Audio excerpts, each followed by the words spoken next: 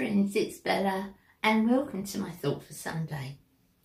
And this week I'm tackling the subject of marriage. I'm brave, ain't I?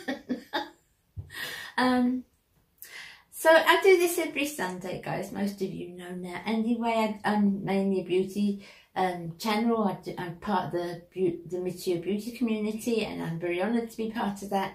But every Sunday I try to do a little thought that I've had of the week, things I've been thinking, and I revolve it very loosely around a scripture.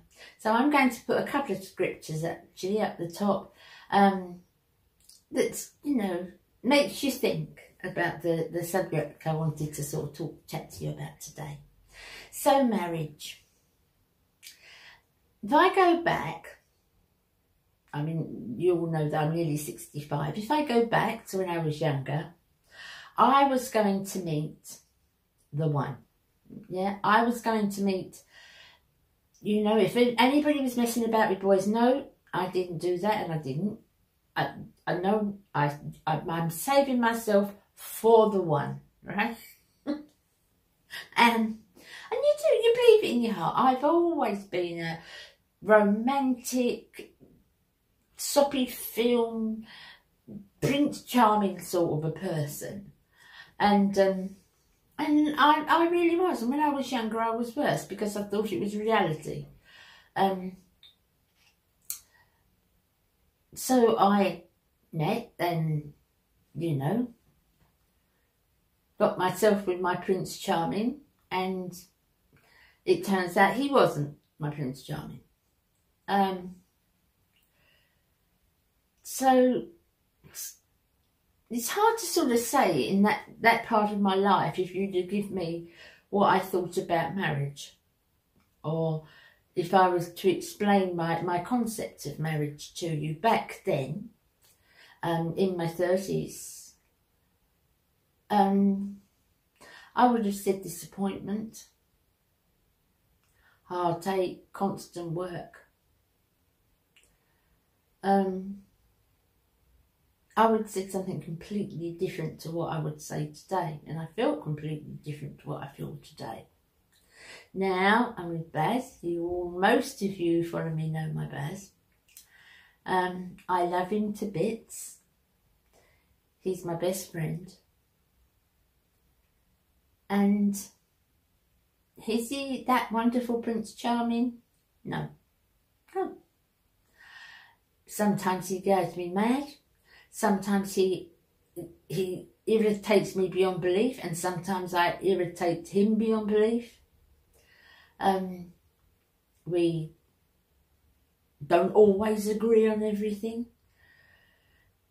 We have our differences. But when it comes down to it, what I think marriage is, and thinking of the marriage vows, beyond all else, put her first. And he does that. And I do that. And I love the person he is. And I love his scruples. And I love what he stands for. As he does with me too. It's the same. He does with me too. But he's not a knight in a white charger. You know, he's not. And I don't expect that anymore. But what I expect, taking from the scriptures that I've put above as well, is respect, commitment, faithfulness, kindness, and those are the things. He ticks those boxes. But does that mean it's wonderful? Does that mean that I hear music every time I see him? No. No. You know, he's still the one. He's still the one I want to be with. He's still the one you know, I'm not frightened of. I think that's the key as well. Having been frightened of someone, you know, it's nice. That feeling is nice. But we're very comfortable together. We're very comfortable in each other's company. We're very relaxed. But I think when you're younger, I know as I said, when I was younger, I was waiting for the knight in shining armour. I was waiting for the perfect person, the perfect man. But you know what? I'm not the perfect woman. I am not the perfect woman. And there's things that I will do that drive him mad, of course. Of course. You've all got your own little idiosyncrasies, haven't you? You've all got your own way of doing things, and sometimes, you know, there'll be certain things said that, you know, I mean, my favourite is, do you really need another eyeshadow palette? How dare he? But, you know, it's just that mutual respect. You can't love without, I don't think so. You can't love without respect and trust and honesty and faithfulness. Because however we struggle, however financially we struggle, and we still do at times, however that is, what makes that easy to bear and what makes us be able to cope with the other things in life that everybody has, every single person has, is that unity, that togetherness, that team. We are a team. So my expectations, my wants, and the things that make me happy now, and make me content, because, you know, knights in shining armour are lovely dreams when you're younger. Of course it is. I bet nearly all girls think that, yeah. But I found out the hard way that there is no knights in shining armour. But, you know, I am very contented now with my friends and my husband and my partner, and I don't need anything else in life. I don't need more. I don't need to reach for the stars. I don't need to go off on a white charger.